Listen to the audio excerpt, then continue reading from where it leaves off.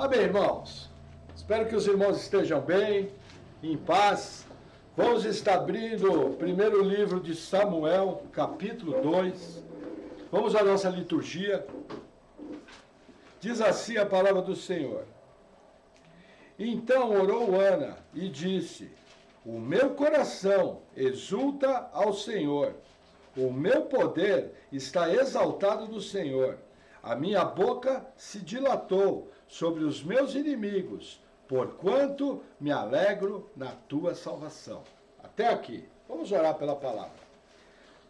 Senhor, em nome de Jesus, nós colocamos a nossa vida diante de Ti, pedindo perdão, Senhor, dos nossos pecados e pedindo que o Senhor venha nos dando o entendimento da Tua palavra. Que nós possamos ser edificados pelo Teu poder e que o Senhor venha nos capacitando nessa noite e que possamos aprender a Tua palavra.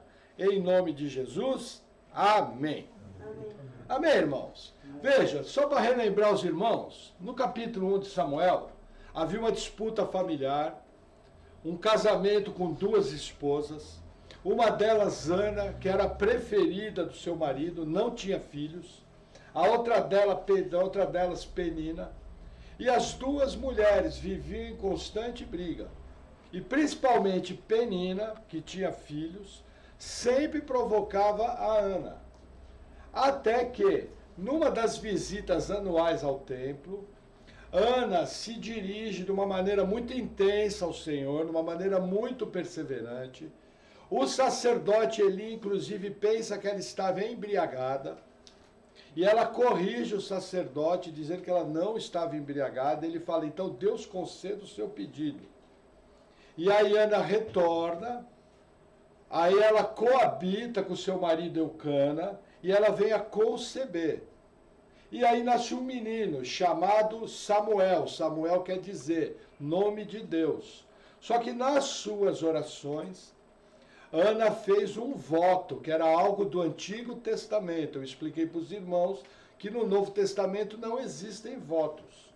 Isso é uma prática do Antigo Testamento. E aí o que acontece, o voto dela era o seguinte: eu vou consagrar o menino, o voto de Nazireu, que entre outras coisas não podia comer nada que fosse da uva e também não podia passar navalha sobre a cabeça. Além do que, Samuel era da tribo de Levi. Eu expliquei que a tribo de Levi recebeu 48 cidades. Uma delas em Efraim era da onde Eucana, seu pai, morava. Samuel, ele vai fechar a época dos juízes. E aí a Israel vai iniciar a época dos reis. O próprio sacerdote Eli julgou Israel por 40 anos. A Bíblia vai nos ensinar isso. Mas logo após a morte de Eli, aos 98 anos de idade, Samuel toma proeminência no povo. E tem um juizado, assim, espetacular, com vários ensinos, várias situações que foram marcantes no ministério de Samuel. Agora, Ana, no começo do capítulo 2, ela começa com um cântico. Uma coisa importante você entender é o seguinte: no Antigo Testamento, cânticos falam de experiências com Deus. Todas as vezes, sem exceção, quando você vê um cântico no Antigo Testamento, aquele cântico é fruto de uma experiência prática com Deus, de um feito que Deus realizou. Entendeu? Tem o Miriam, nós temos o cântico de Débora, nós temos o cântico de Ana, nós temos também, se eu não me engano, Moisés tem um cântico também, entre outros. Esses são alguns que eu me lembro, mas todos eles marcam o quê? Algo que Deus fez. Entendeu? Então os cânticos, eles foram feitos para engrandecer a Deus. Da mesma forma, a igreja, ela sempre deve, nos dias do Novo Testamento, cantar apenas hinos que engrandecem a Deus ou a sua obra. Hoje em dia nós vemos hinos muito firmados no homem. Alguns até podem ser músicas muito bem feitas, mas não passa de música. Não serve para adorar o Senhor. Entendeu? Então você tem que prestar muita atenção àquilo que você está cantando, o objetivo que você está cantando, lógico. Uma coisa descompromissada é você estar fazendo faxina na sua casa e de repente você põe uma música, entre aspas, cristã para tocar. Ali é música. Vai falar que está adorando ao Senhor? Olha, se você disser que está adorando ao Senhor, você é muito espiritual, porque eu não consigo adorar a Deus limpando casa. Estou ouvindo música. Só que ali tem uma letra que não tem palavrão, não tem coisa errada, entendeu? Agora, no ambiente da igreja e no ambiente de louvor e adoração pessoal seu, você deve buscar apenas hinos onde Deus é o centro, Jesus é o centro. Esse é o alvo do louvor. E nós vamos fazer a leitura desse cântico, você vai ver que a visão de Ana, ela é voltada totalmente para aquilo que Deus fez. Aí a leitura continua. Versículo 2. Não há santo como o Senhor, porque não há outro fora de ti, e rocha nenhuma há como nosso Deus. Olha a teologia desse cântico.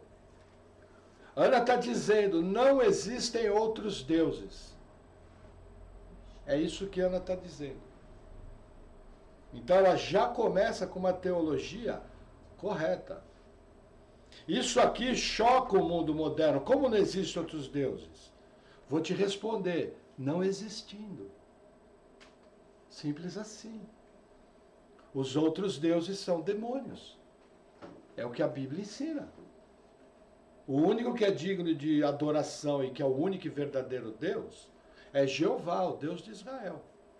Amém? Mas presta atenção à teologia do cântico. Gente, uma mulher comum do povo que não era estudada, isso mostra o quê? Uma cultura bíblica arraigada no coração daquela mulher.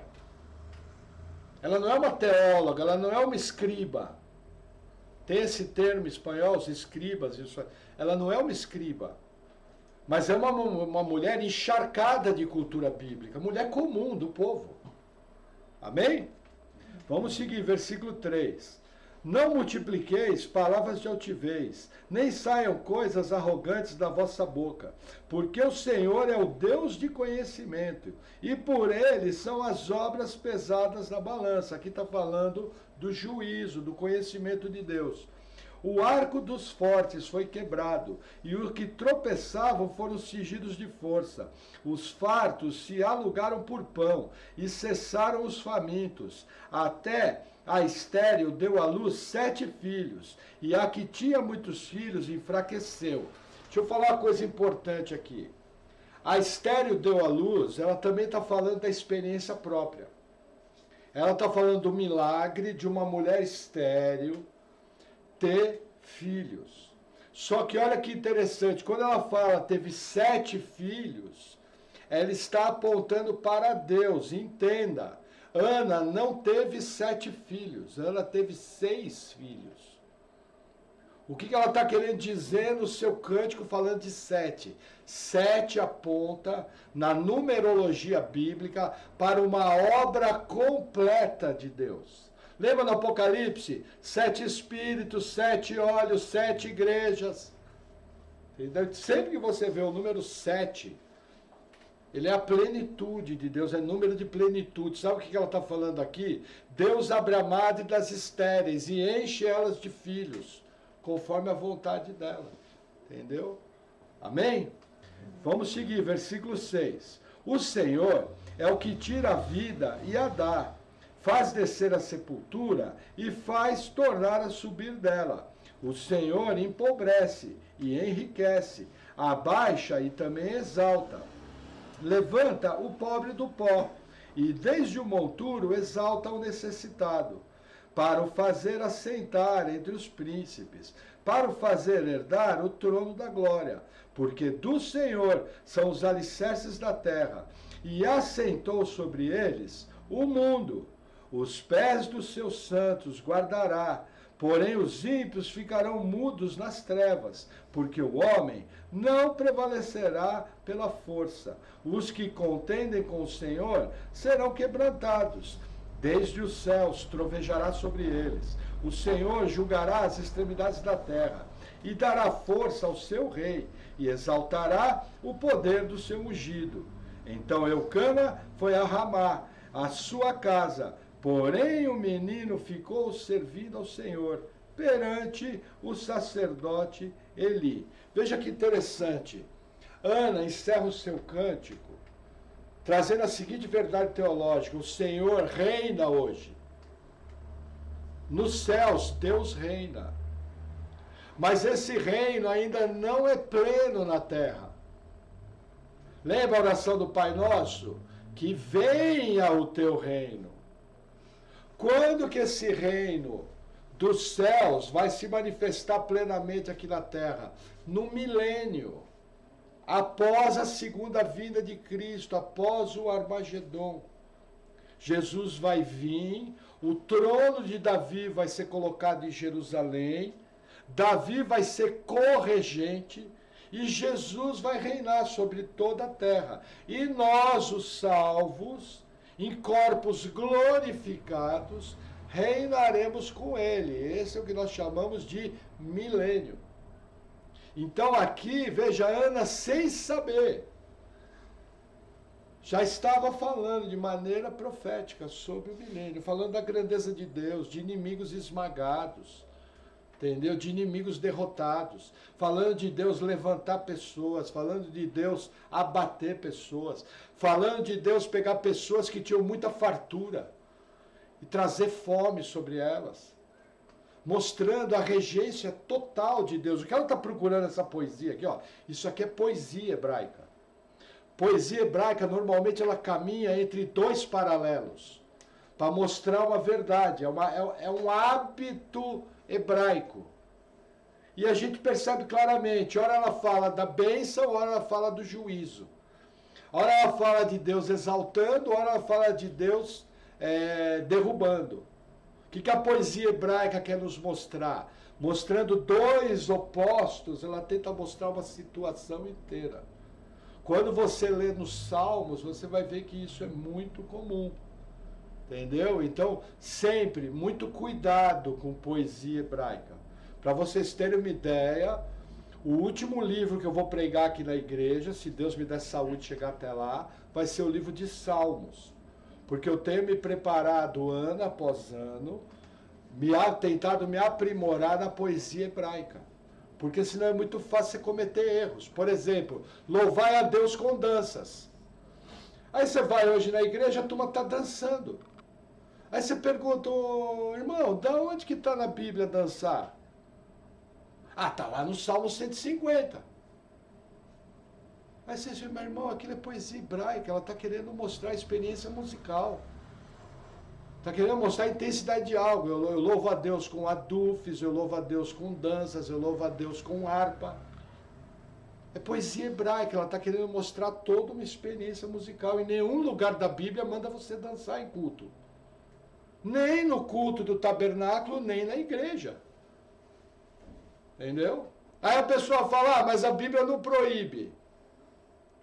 Veja, se eu entrar na Bíblia, a pergunta não é se a Bíblia não proíbe. Essa pergunta está errada. A pergunta é, a Bíblia manda fazer? Existe uma normatividade, normas para o culto. Nós não temos que inventar nada, nós temos que seguir. Você vê, por que acontece isso? Por causa de um erro de interpretação.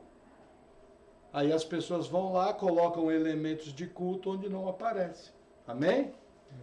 Vamos seguir, versículo 12. Eram, porém, os filhos de Eli, filhos de Belial, não conheciam ao Senhor. Veja que interessante, falar um pouquinho desse termo filhos de Belial. Filhos de Belial aparece, acho que 11 vezes na Bíblia. 9 são no livro de Eli. Belial é uma entidade maligna. Na verdade, o que a Bíblia está querendo nos mostrar é o seguinte, pessoas ímpias, pessoas desordeiras, pessoas que não temem a Deus.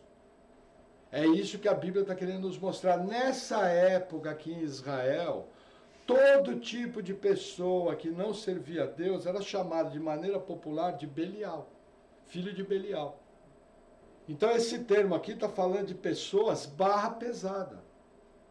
Agora o que eu tenho que entender, o sacerdócio naquela época, às vezes corria de pai para filho. Isso provocou o quê? Provocou Eli, que foi um sacerdote até onde a gente vê com todas as suas falhas, todos os seus defeitos, mas ele foi correto, entendeu? Só que os dois filhos deles eram ímpios.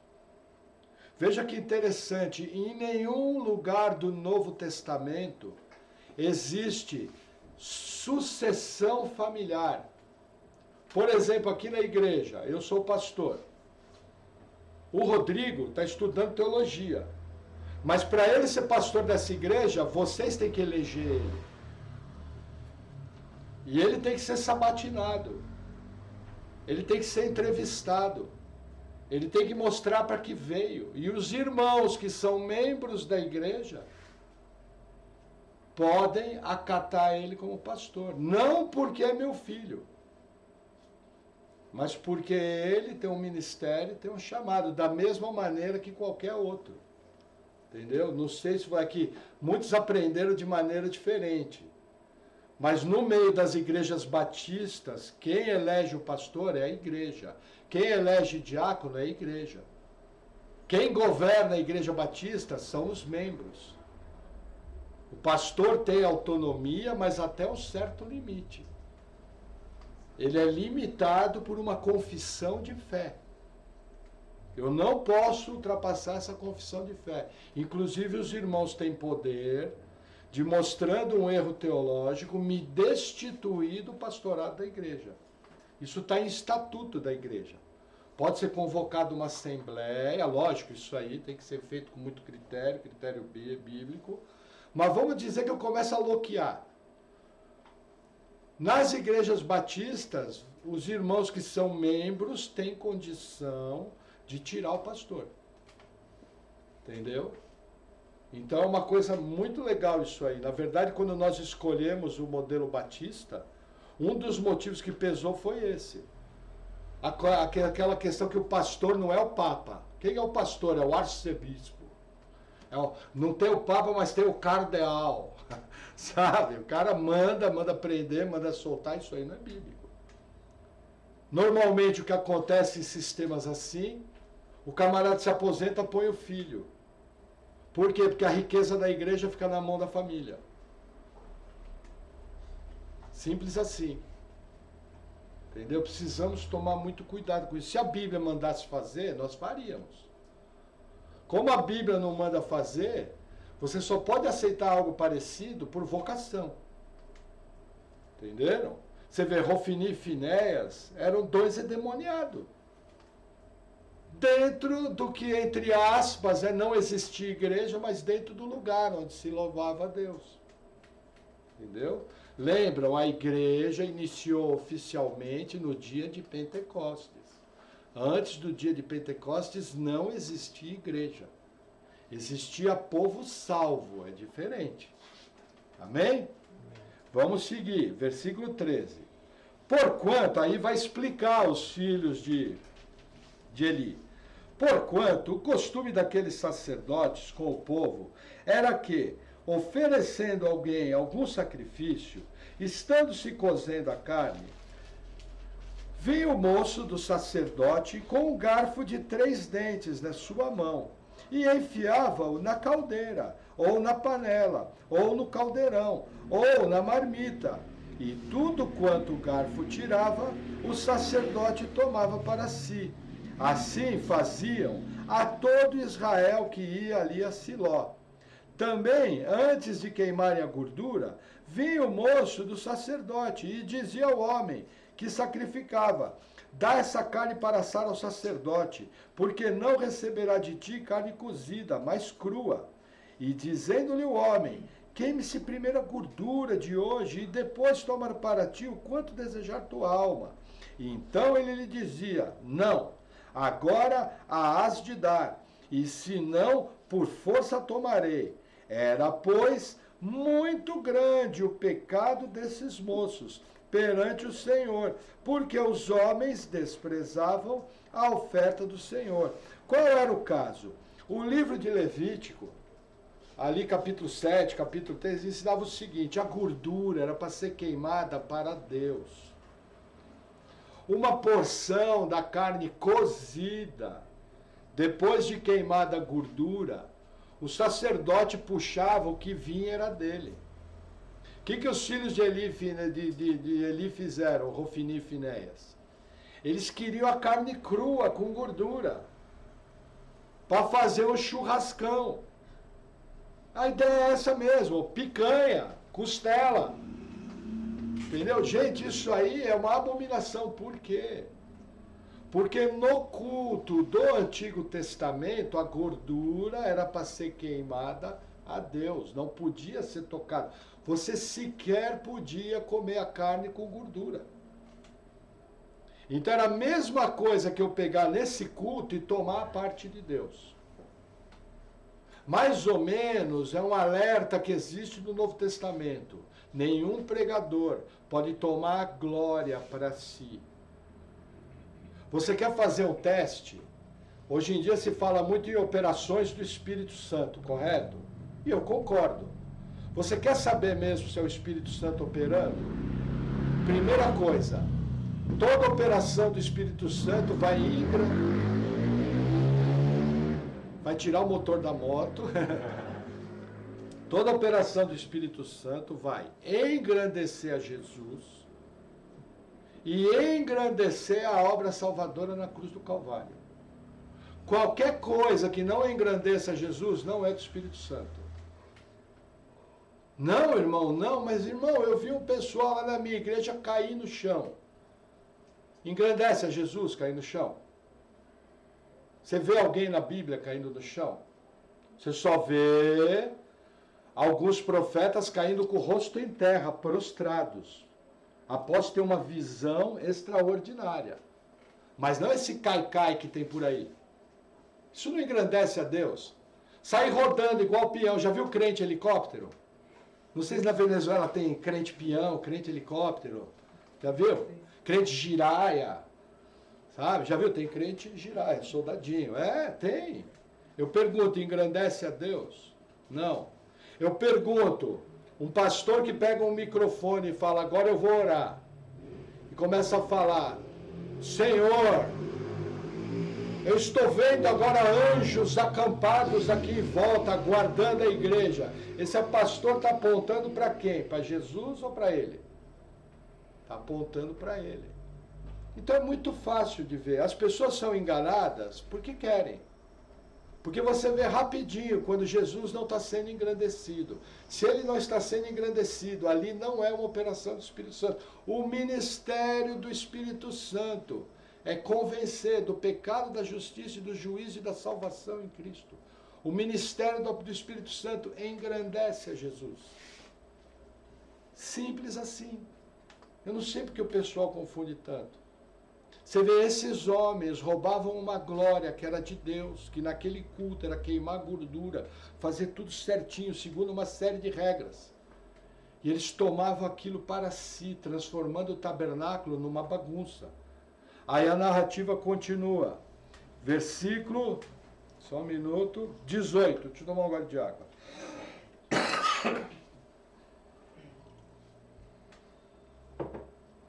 Porém Samuel ministrava perante o Senhor, sendo ainda jovem, vestido com um éfode de linho. Gente, o éfode é uma roupa sacerdotal de linho.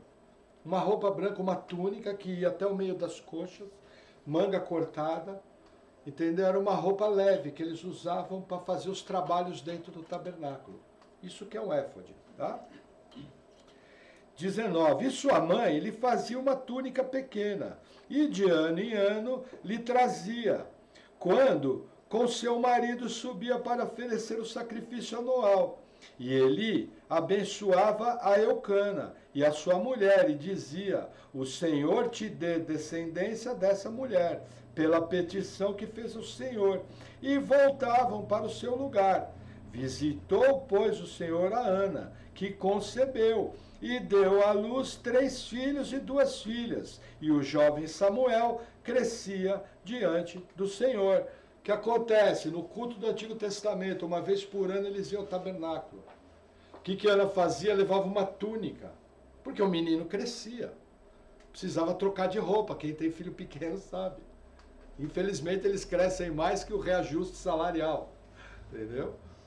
E era o que ela fazia. Agora, numa das visitas, Eli faz uma oração, que o Senhor abra a sua madre, te abençoa com filhos. Você vê, Ana teve 5 filhos, mais Samuel, 6. Entendeu? Foi uma mulher grandemente abençoada do ponto de vista daquela época. Entendeu? E todos os anos Eucana mantém a sua rotina de adoração ao Senhor, sem furar. Amém? Amém. Versículo 22. Era, porém, Eli já muito velho, e ouvia tudo quanto seus filhos faziam a todo Israel, e de como se deitavam com as mulheres, que em bandos se ajuntavam à porta da tenda da congregação. E disse-lhes: por que fazeis tais coisas? Pois ouço de todo esse povo os vossos malefícios. Não, filhos meus, porque não é boa essa fama que ouço. Fazei transgredir o povo do Senhor. Vamos fazer uma pausa aqui. Veja, ele era muito velho, só que as notícias correm. E o que chegava nos ouvidos dele é o seguinte: os filhos dele faziam orgias dentro do tabernáculo com mulheres. É o auge do absurdo. Entendeu? É uma coisa assim inimaginável o que eles faziam. Até que chegou um determinado momento, ele chama atenção. Gente, vocês não devem fazer assim, vocês não podem fazer, vocês estão todos errados. Ele chamou a atenção dos seus filhos? Chamou. Mais à frente, ele vai falar uma verdade para os filhos, uma coisa interessante. Olha lá, versículo 25. Pecando o homem contra o homem, os juízes o julgarão. Pecando, porém, o homem contra o Senhor, quem rogará por ele? Mas não ouviram a voz do seu pai, porque o Senhor os queria matar. E o jovem Samuel ia crescendo e fazia-se agradável, assim para com o Senhor, como também para com os homens. Vamos fazer uma pausa aqui. Veja, aqui tem uma informação importante. Eli chamou a atenção dos seus filhos, chamou. Mas eles não ouviram. E por que eles não ouviram? A Bíblia explica, porque Deus queria matar os dois. É o que está escrito na Bíblia.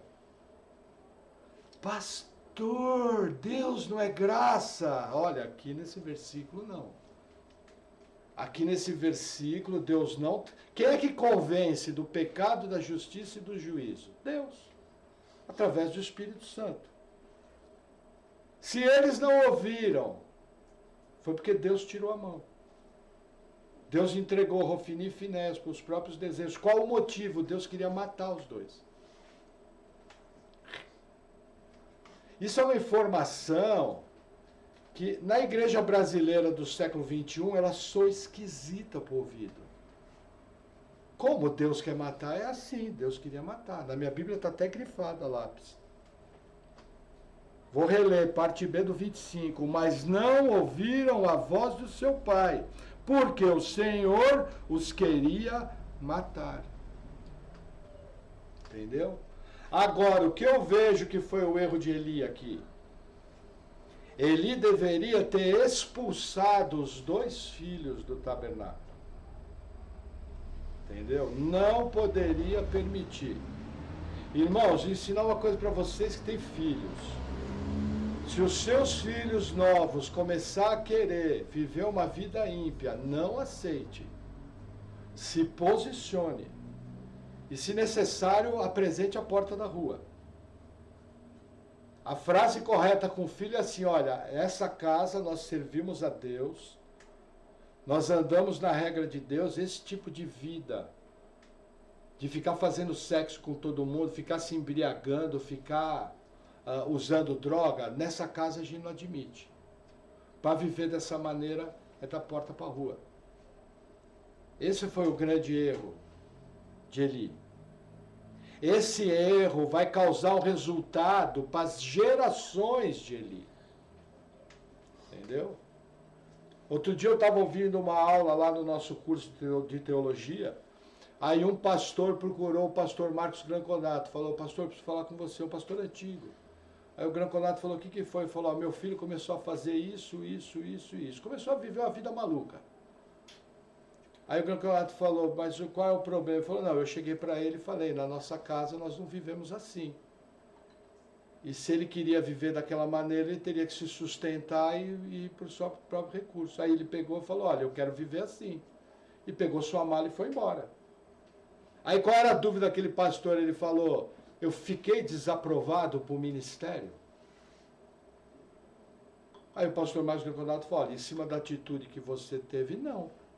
Porque você se posicionou, é um filho já adulto, ele tem escolhas, e se ele escolhe viver assim, é problema dele. O que você não pode concordar é bandalheira dentro da sua casa, aí você não poderia ser pastor. Talvez os irmãos nunca perceberam isso, mas um pastor que permite na sua casa filhos com vida bagunçada está desaprovado para o ministério. Não pode ser pastor. Um pastor que está numa situação dessa, ele tem que pedir licença do pastorado e resolver a vida. Ou se posicionar dessa maneira que eu falei, cortando o pecado pela raiz. Era o que Eli deveria fazer aqui. Qual é o problema na igreja brasileira? O pastor é quase um papa. Quem é que vai mexer com o papa? É o João Paulo III. Entendeu? Ninguém pode tocar no camarada, fica todo mundo com medo, e aí a igreja vira aquela bagunça, e as consequências vêm. Entendeu? A teologia bíblica sobre os pastores é extremamente pesada.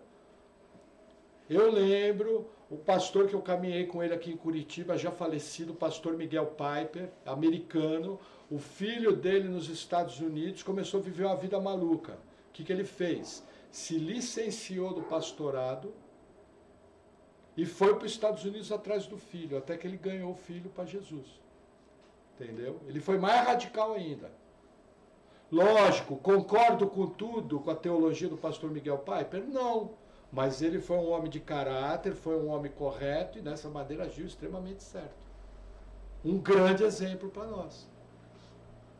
Entenderam? Imagina o camarada abrir mão do pastorado de uma igreja com mais de 4.000 membros.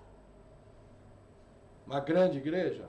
Não tem o papa, mas tem o pastor, entendeu? Os irmãos já passaram por igreja grande, vocês sabem do que eu estou falando. É o reverendo, precisa tomar cuidado. Amém? Vamos lá, versículo 27. E veio um homem de Deus a Eli e disse-lhe, assim diz o Senhor, não me manifestei, na verdade, à casa de teu pai, estando eles ainda no Egito, na casa de Faraó? E eu o escolhi, entre todas as tribos de Israel, por sacerdote, para oferecer sobre o meu altar, para acender o incenso, e para trazer o éfode perante mim. E dei à casa de teu pai todas as ofertas queimadas dos filhos de Israel, porque pisastes o meu sacrifício e a minha oferta de alimentos, que ordenei na minha morada, e nas honras a teus filhos mais do que a mim, para vos engordardes do principal de todas as ofertas do meu povo de Israel. Olha que interessante. É levantado um profeta, que a Bíblia não dá o nome. Esse profeta fala do chamado dos levitas, que veio lá do Egito. Moisés e Arão eram levitas, mostrando que o sacerdócio foi dado à tribo de Levi. Agora olha que interessante. Segundo a narrativa bíblica, Eli tinha um culto corrompido? Não. Mas para Deus, quem é o culpado? Eli. Da mesma maneira, a igreja do Novo Testamento, a igreja que permite o pecado aberto no seu seio, ela sofre consequência.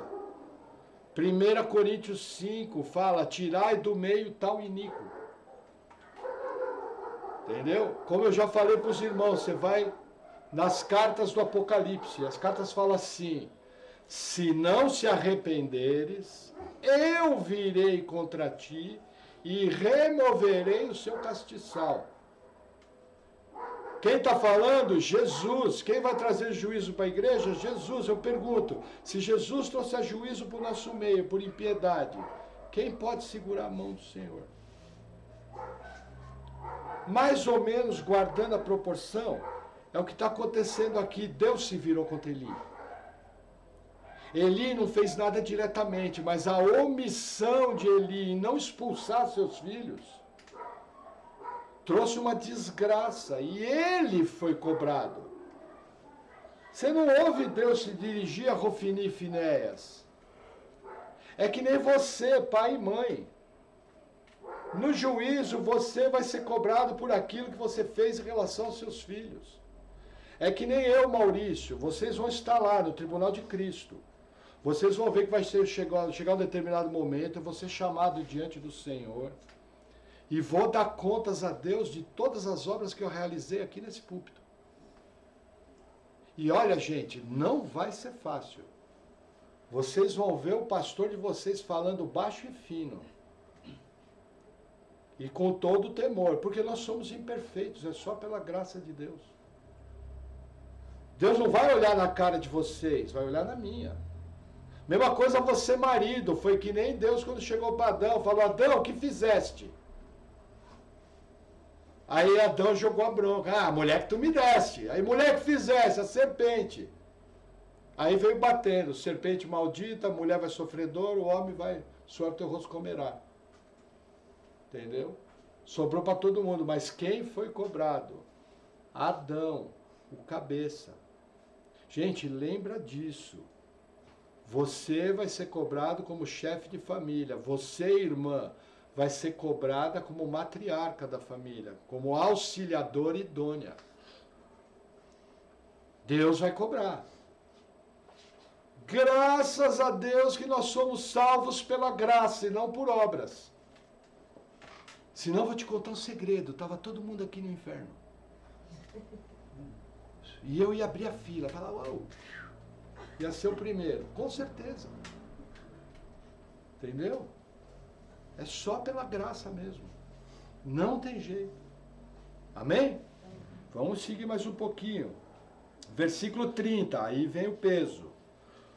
Portanto, diz o Senhor Deus de Israel: na verdade, tinha falado eu que a tua casa e a casa do teu pai andariam diante de mim perpetuamente. Porém, agora diz o Senhor: longe de mim tal coisa, porque aos que me honram, honrarei. Porém, aos que me desprezam, serão desprezados. Eis que vem dias em que cortarei o braço e o braço da casa do teu pai, para que não haja mais ancião algum em tua casa. E verás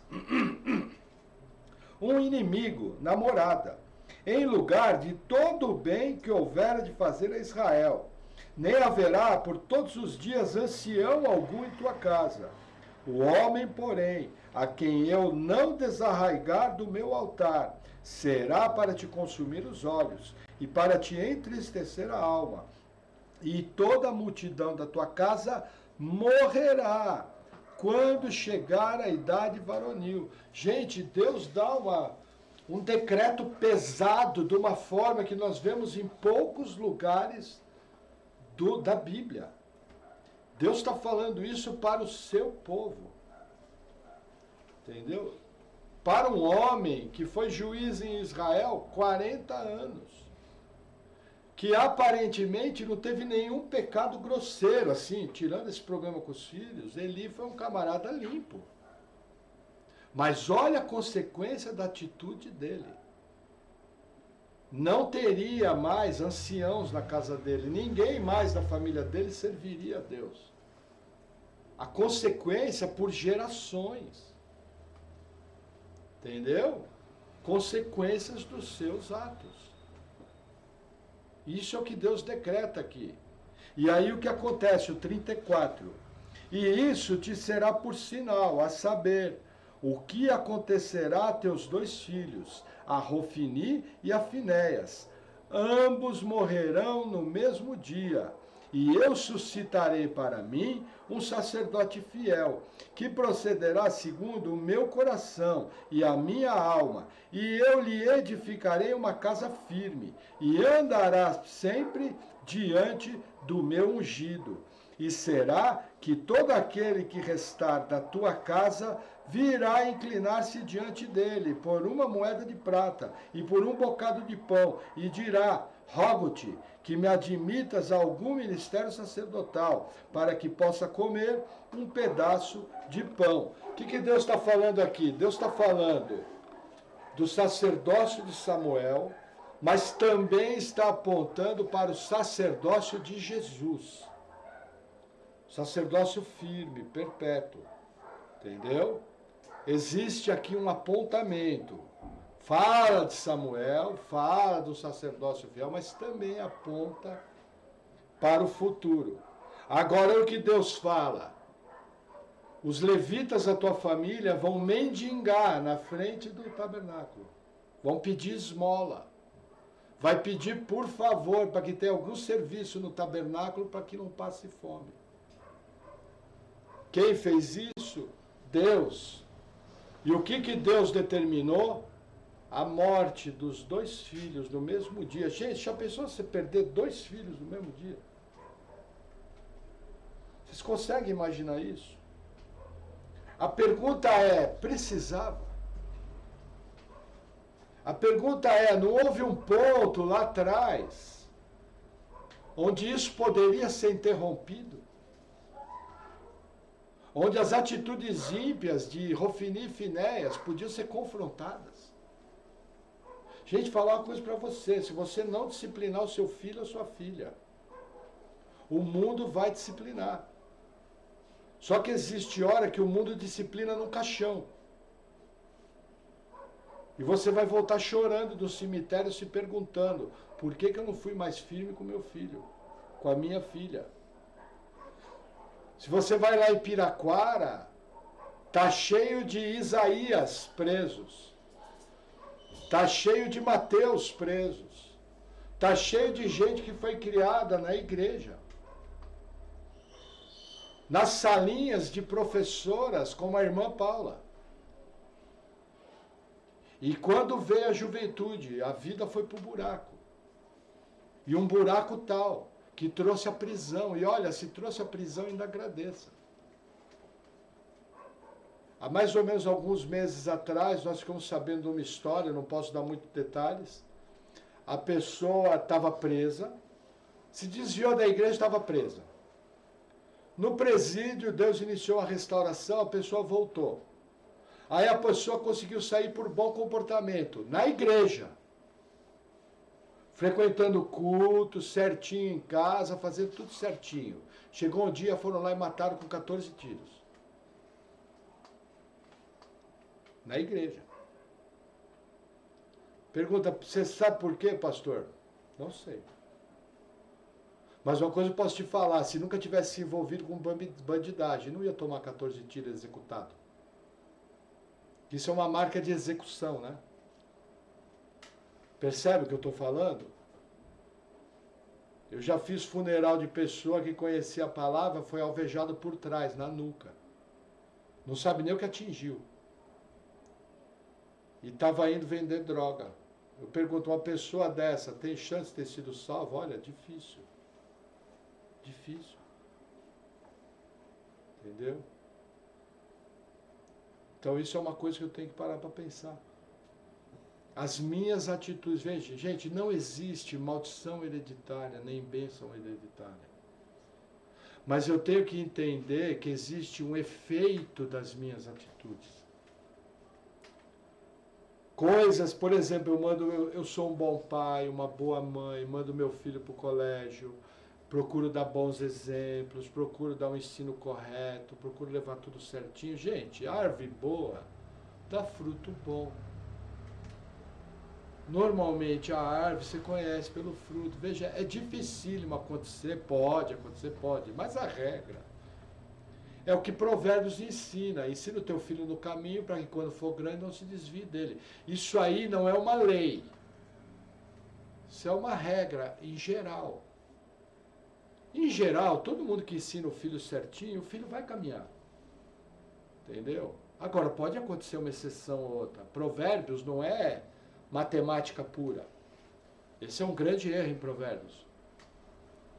Mas assim, quando as coisas dão errado, já pensou você se perguntar, puxa, por que eu não levei essa criança para a igreja? Por que eu não fui um pai melhor? Por que eu não busquei resolver o problema quando os problemas começaram? Poxa, por que eu como mãe não peguei a bibliazinha deles, não contei... Ah, eu não tenho dinheiro para ter bíblia, mas você tem garganta, tem olhos e tem a criatividade. Vai contar a história bíblica. Senão lá na África ninguém adorava a Deus, que eles não têm dinheiro nem para comer. Não é desculpa. Ah, mas eu não tenho uma Bíblia infantil. Mas você conhece as histórias bíblicas e pode contar de uma maneira alegre. Gerando um coração que teme a Deus. Entende o que eu estou falando? É coisa profunda. Esse homem aqui, eu não vou chamar Eli de um herói da fé, mas ele foi um sacerdote.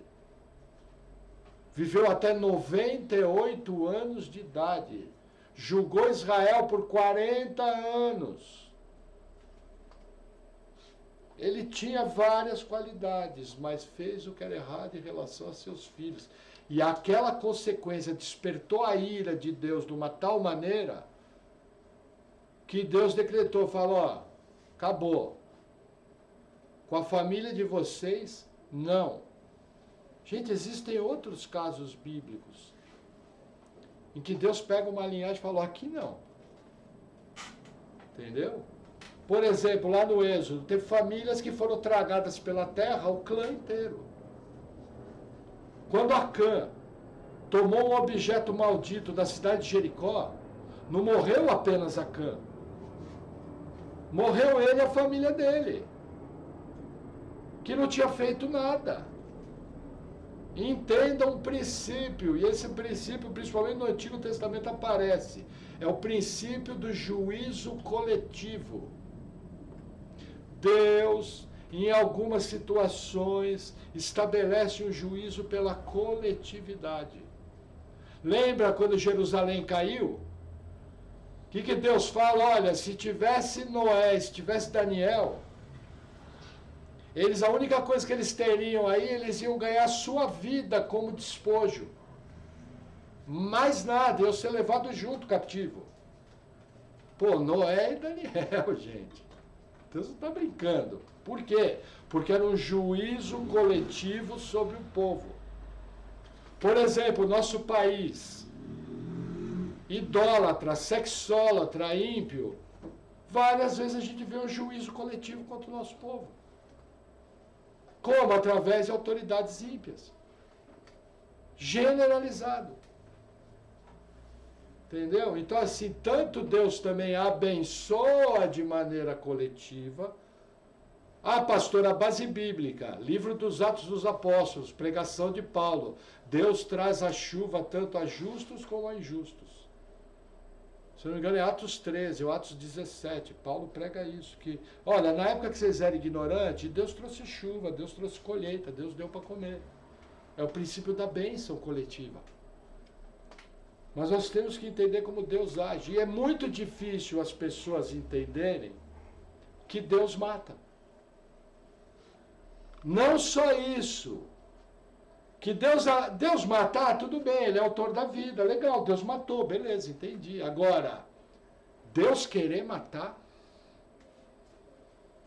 não é algo que soa estranho para os nossos ouvidos? Então, vou mostrar algumas passagens para vocês, e nós vamos encerrar a palavra. Deixa eu ver se dá tempo. Dá tempo, vamos lá. Veja. Vamos direto para o Novo Testamento, no Antigo Testamento. Não vou dar referência. Nós temos que caso o rei Saul é designado um espírito para falar mentira na boca dos profetas. No caso do rei Acabe, também é designado um espírito para falar mentira. Não, Saul é um espírito que possui Saul.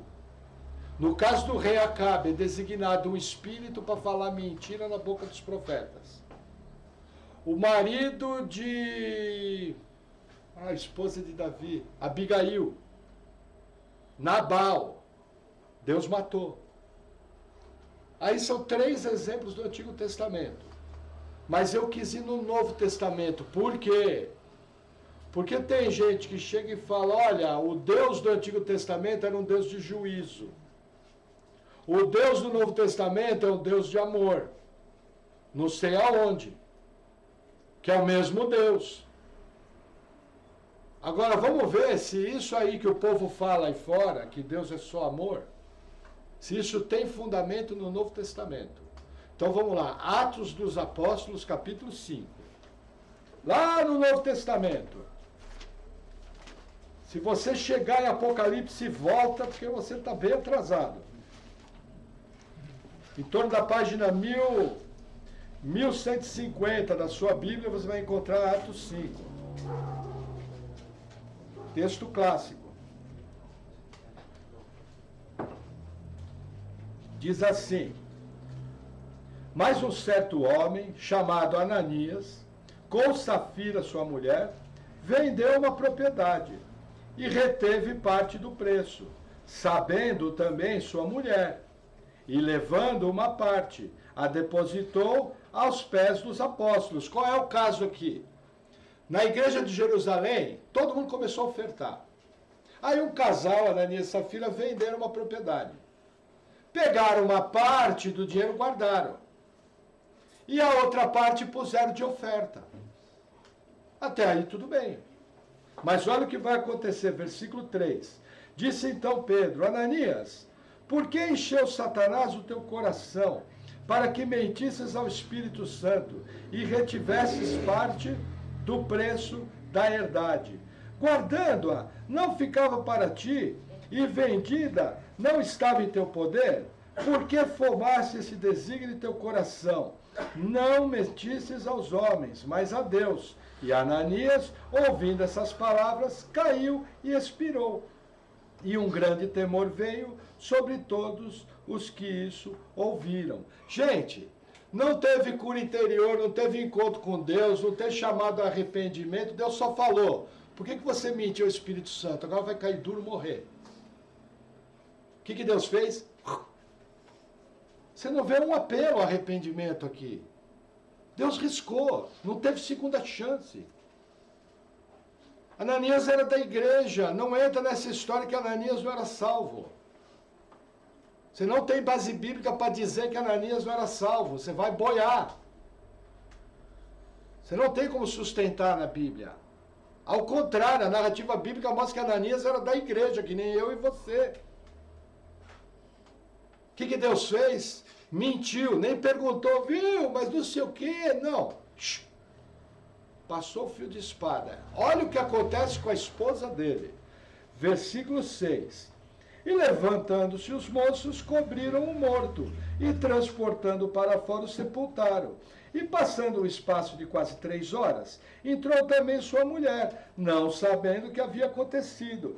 E disse-lhe Pedro, dize-me, vendeste, portanto, aquela herdade? E ela disse, sim, portanto. Ó o que Pedro faz. Vamos dizer que Ananias disse que vendeu por 100 reais. Era mentira. Quando a esposa dele entra, o que Pedro pergunta? Vocês venderam por 100 reais a propriedade? É isso que Pedro pergunta. Por que Pedro faz essa pergunta? Porque quer trazer juízo. Pedro, movido pelo Espírito Santo, sabia o que ia acontecer. Não teve essa pergunta, ô irmã, viu? Estava vendo aqui. Olha, pô, aconteceu um negócio chato aqui, sabe? Nós estamos em oração até agora. Não, você não vê nada disso. Assim que a leitor perguntou, vocês venderam por esse valor? Vendemos. Olha o que Pedro vai falar. Versículo 9. Então Pedro lhe disse, por que é que entre vós vos concertastes para tentar o Espírito do Senhor? Eis aí à tua porta os pés dos que sepultaram teu marido, e também te levarão a ti. E logo caiu aos seus pés e expirou. E entrando os moços, acharam-na morta. E levando-a para fora, a sepultaram junto de seu marido. O que aconteceu? Morreu. Não teve aquela conversa. Ô irmã Aida, viu? Será que vocês não se enganaram? Ô irmã Luciana, me diz uma coisa, será que o Claudoir se enganou? Será que não teve um equívoco? Ficou algum dinheiro aí com a irmã? Não. A pergunta foi para pegar o erro. Os irmãos estão entendendo? É claro o texto, não estou forçando o texto. A pergunta foi para pegar o erro, que nem filho quando chega...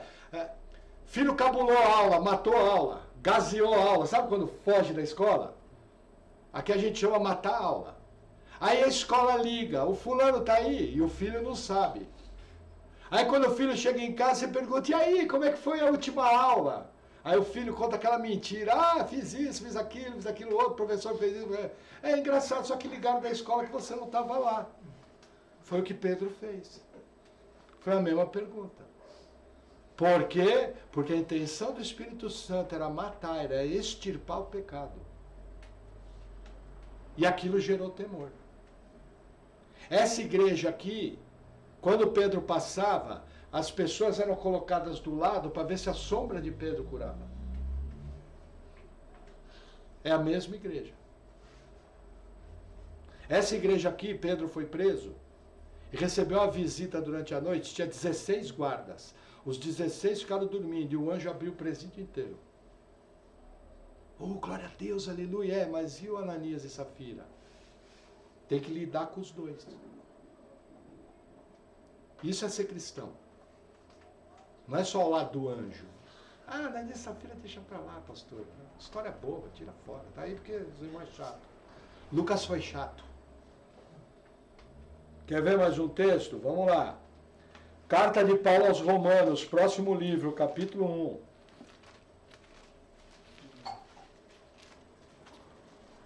Só que é muito sério, gente. Deus entrega as pessoas a si mesmas. Romanos 1, versículo 18. Porque do céu se manifesta a ira de Deus sobre toda impiedade e injustiça dos homens, que detêm a verdade em injustiça. O que Paulo está falando? Vou interpretar para vocês esse versículo tão difícil. Do céu se manifesta a ira de Deus sobre todos os homens. É o que está escrito na sua Bíblia? Vamos continuar, 19. Porquanto o que de Deus se pode conhecer, nele se manifesta, porque Deus se manifestou. Porque as suas coisas invisíveis, desde a criação do mundo, tanto o seu eterno poder como a sua divindade, se entendem e claramente se veem pelas coisas que estão criadas, para que eles fiquem indesculpáveis. Porquanto, tendo conhecido a Deus, não o glorificaram como Deus, nem lhe deram graças. Antes, em seus discursos se desvaneceram, e o seu coração insensato se obscureceu. Dizendo-se sábios, tornaram-se loucos, e mudaram a glória do Deus incorruptível, em semelhança da imagem de homem corruptível, e de aves, e de quadrúpedes, e de répteis. Por isso também Deus os entregou às concupiscências de seu coração, à imundícia, para desonrarem seus corpos entre si. Pois estes mudaram a verdade de Deus em mentira, e honraram e serviram mais a criatura do que o Criador, que é bendito eternamente. Amém. Início do 26. Por isso Deus os abandonou às paixões infames. Quem abandonou? O diabo? Deus. Percebe? Isso aqui não é muito pregado. Porque isso aqui não enche igreja. Mas os irmãos concordam que é bíblico? Eu forcei o versículo, forcei uma interpretação. Só estou lendo. Vai discutir com Paulo. Até aqui eu só li. Perceberam que eu só li?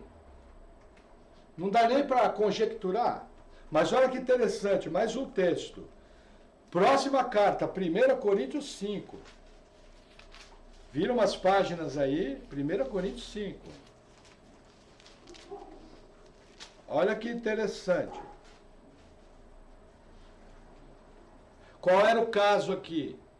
Tinha um homem da igreja de Corinto que estava vivendo com a sua madrasta. Entendeu? Com a esposa do seu pai. Esse é o caso aqui. E a igreja de Corinto não fez nada. Aí o que Paulo fala? Vamos lá. Versículo 3. Eu, na verdade, 1 Coríntios 5, 3.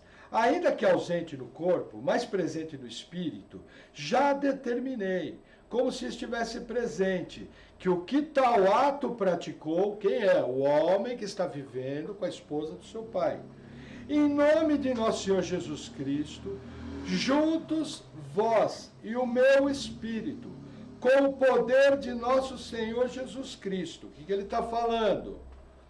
Espiritualmente presente nas minhas orações, juntamente com vocês presentes no corpo, nós vamos pegar esse homem e vamos fazer algo.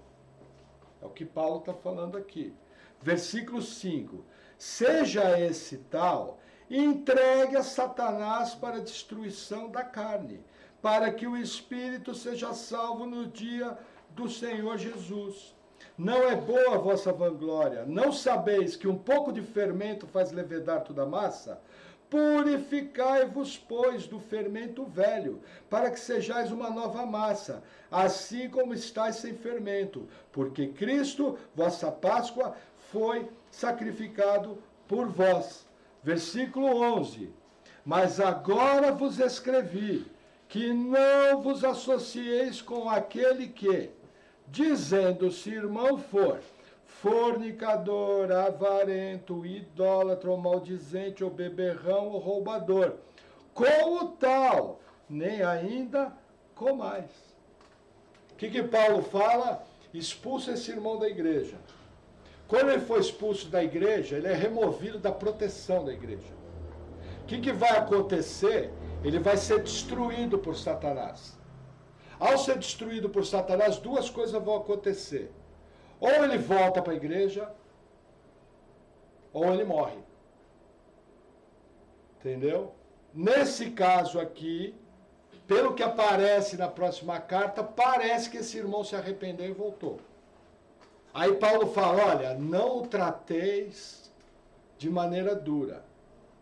Está tudo resolvido, ele se arrependeu, corrigiu tudo. Não judia dele para que a tristeza dele não se consuma. É o que está na 2 Coríntios. Entendeu? Mas o que Paulo fala? Entrega para Satanás. A igreja faz tudo que está ao alcance dela para corrigir. Faz tudo para abarcar o irmão. Gente, nós somos pecadores. Lugar de pecador é na igreja, mas é pecador arrependido. Safado é da porta para fora. Safado não é pecador arrependido. Entenderam? Aqui não é lugar de bagunça. Olha o que aconteceu com Eli. Ordens de Paulo. Agora, quer ver que interessante? Não só Paulo. Vamos para mais um texto. 2 Tessalonicenses 2. Deixa eu correr. Vamos um pouquinho à frente, umas 5 cartas à frente. 2 Tessalonicenses 2. Esse texto aqui é assustador.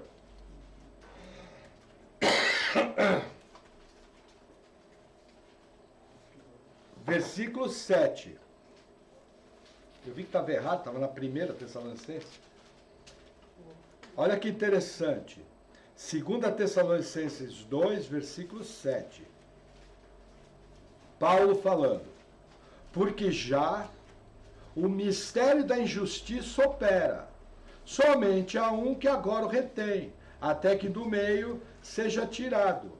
E então será revelado o iníquo, a quem o Senhor desfará pelo espírito da sua boca, e aniquilará pelo esplendor da sua vinda. A esse, cuja vinda é segundo a eficácia de Satanás, com todo o poder, e sinais e prodígios da mentira, com todo o engano da injustiça para os que perecem, porque não receberam o amor da verdade, para se salvarem. O que Paulo está falando? O ministério da iniquidade já opera. Mas existe um que o detém, existe muita discussão. Minha opinião pessoal é que quem detém é a soberania de Deus, através do ministério do Espírito Santo. Só isso. Sem florear muito. Só que aí ele fala o seguinte, vai ser revelado o iníquo. Quem é o iníquo? O anticristo. E o anticristo vai vir operando um monte de sinais e maravilha. E o mundo vai segui-lo por causa desses sinais. Até aí, ok. Os irmãos entenderam, correto? Agora, olha que interessante. Por que o mundo vai seguir? Eu parei a leitura de propósito. Versículo 11. E por isso, Deus lhes enviará a operação do erro, para que creiam a mentira, para que sejam julgados todos os que não creram a verdade, antes tiveram prazer na iniquidade. Por que eles vão seguir o anticristo? Porque Deus vai enviar a operação do erro. Porque não creram a verdade. Vamos fazer uma pergunta para o texto? Quem é que envia a operação do erro? O anticristo? Não. O diabo? Não. Quem envia? Boa, João! Esse aí é um intérprete bíblico. Deus! Você fala, opa, pastor, mas isso aí é pesado, né? E como é que fica Jesus nessa história? Não é uma boa pergunta? Ó, nós falamos de Eli, falamos de Lucas, falamos de Paulo, falamos de Deus. E como fica Jesus nessa história? Jesus concorda com isso? Não é uma boa pergunta? Davison, não é uma boa pergunta? Então vamos lá para encerrar. Evangelho de Mateus, capítulo 5. Vamos ver o que Jesus pensa disso. Fica bem sentadinho na cadeira, que talvez você nunca tenha percebido essa passagem. Normalmente, quando eu prego isso, os irmãos falam, nossa, irmão, nunca tinha visto isso. Não, é Mateus 13, aliás, não Mateus. Mateus 13, desculpe. Quando eu prego essa passagem, os irmãos vêm para o cá e falam, irmão, nunca tinha visto isso na Bíblia. Eu falei, porque te entupiram de teologia errada. De Deus não se zomba, aquilo que o homem plantar, certamente colherá. Lembra aquela historinha? Não, o Deus do Antigo Testamento é ruim, o do Novo é bom. Esse aqui é pesado, esse daqui não, esse aqui é só graça e amor. Vamos ver se a Bíblia fala isso. Mateus 13, versículo 10, diz assim: E acercando-se dele os discípulos, disseram-lhe, por que lhe falas por parábolas? Qual é o quadro? Jesus acabou de fazer o sermão, acabou o sermão, os discípulos vêm e perguntam, Jesus, por que você fala para eles por parábolas? Esse é o caso. Versículo 11. Ele, Jesus, respondendo, lhe disse, porque a vós é dado conhecer os mistérios dos reinos do céu, mas a eles não lhes é dado. Qual o motivo que Jesus ensinava por parábolas? Para que os mistérios do reino dos céus não fossem dados àquela plateia. É o que está escrito aqui. Só estou lendo. Vai brigar com Mateus. Vamos seguir. 12. Porque aquele que tem, se dará e terá em abundância. Mas aquele que não tem, até aquilo que tem lhe será tirado. Por isso lhes falo por parábolas. Porque eles vendo, não vejam. E ouvindo, não ouvem, nem compreendem. E neles se cumpre a profecia de Isaías, que diz, ouvindo, ouvireis, mas não compreendereis. E vendo, vereis, mas não percebereis. Porque o coração desse povo está endurecido, e ouviram de mau grado com seus ouvidos, e fecharam os seus olhos, para que não vejam com os olhos, e ouçam com os ouvidos, e compreendam com o coração, vírgula, e se convertam, e eu os cure. Mas bem-aventurados os vossos olhos, porque veem, e os vossos ouvidos, porque ouvem. O que Jesus está ensinando? Para aquele povo, ele pregou por parábola, para eles não ver, para eles não ouvir, para eles não se converter e não serem curados. Aonde que fica a história que Deus quer salvar todo mundo? Por que não salvou Judas? Não sei de onde que se tirou que Deus quer salvar. Se Deus quisesse salvar todo mundo, ele salvava, ele é Deus. Vocês concordam que o texto é claro? Essa plateia aqui ouvia de mau grado. Sabe o que Deus fez? Pregou por parábola, ninguém entendeu nada. A mesma coisa que eu começar a falar em japonês aqui. Sabe? Quem fez isso? Jesus. E o final é estarrecedor, para que não se convertam e eu os cure. Gente, vai ter pessoa que você vai pregar um evangelho que vai ser juízo para ela. Ó, Paulo fala, o evangelho é o bom perfume de Cristo. Quem já ouviu isso? Quem já ouviu isso? O evangelho é o bom perfume de Cristo. Vírgula, para os que se salvam. Vírgula, porém é cheiro de morte para os que se perdem. Entenderam a seriedade do mundo espiritual? Entenderam a seriedade do nosso compromisso com Cristo? Entenderam que de Deus não se zomba, aquilo que o homem plantar, certamente colherá? Não entra nessa onda desse evangelho maluco, mentiroso, libertino, que libera pecado, tudo é graça. Isso não é graça. Graça barata não é graça. Graça é pegar os piores pecadores como nós aqui e salvar e colocar o Espírito Santo dentro de nós e capacitar a viver vida cristã. Isso é graça. E cada vez que você erra e se arrepende, Deus vai lá, pega você e te levanta de novo. Agora, existem pessoas que não têm acordo, não têm conversa, para que ouvindo, não ouçam. Deus envia o espírito do erro, para que creiam a mentira. É só olhar à sua volta e você vai ver isso. Gente, tem gente que está de ouvido fechado, olho fechado, tudo fechado. É mais fácil pregar para uma parede do que para uma pessoa. Lembra disso.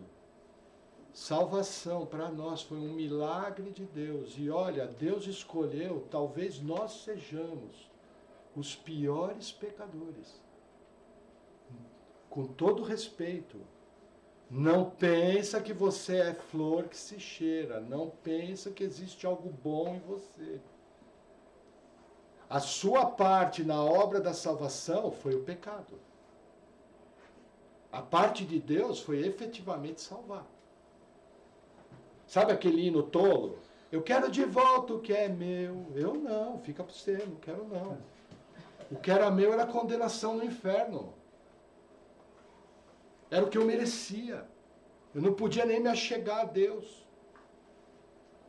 Aí Deus nos pega pela sua graça, benevolência, não por causa de obras de justiça nossa, mas pelo seu amor. E nos salva. E nos chama de filho. E ele fala o seguinte, ó, ainda é o seguinte, vou te manter no caminho e você vai caminhar a vida toda. Porque eu sou o Todo-Poderoso. Eu cumpro tudo aquilo que eu falo. E efetivamente eu salvo para mim um povo zeloso de boas obras, que vai me amar por toda a eternidade. Amém? Amém. Vamos orar? Senhor, obrigado, Senhor, pela tua graça, obrigado pelo teu amor, obrigado pela tua bondade. Senhor, nessa noite, eu quero orar pelos nossos entes queridos, Senhor. Por aquelas pessoas que têm andado sozinhas, distantes de Ti, que viram as costas para Ti o tempo todo. Senhor, tem misericórdia da vida delas. Vem com o Teu poder salvador. Traz elas para o Teu reino maravilhoso. Senhor, o Senhor sabe que eles não sabem discernir a sua mão direita da mão esquerda e que estão andando em trevas. Mas nós sabemos que Tu és um Deus de amor, Tu és um Deus de luz, Tu és um Deus que salva. Então que o Senhor venha com o teu poder, salvando essas pessoas. É o nosso pedido nessa noite, Senhor. E usa-nos nessa obra. No nome de Jesus, amém. Amém, irmãos? Glória a Deus. Domingo nós continuamos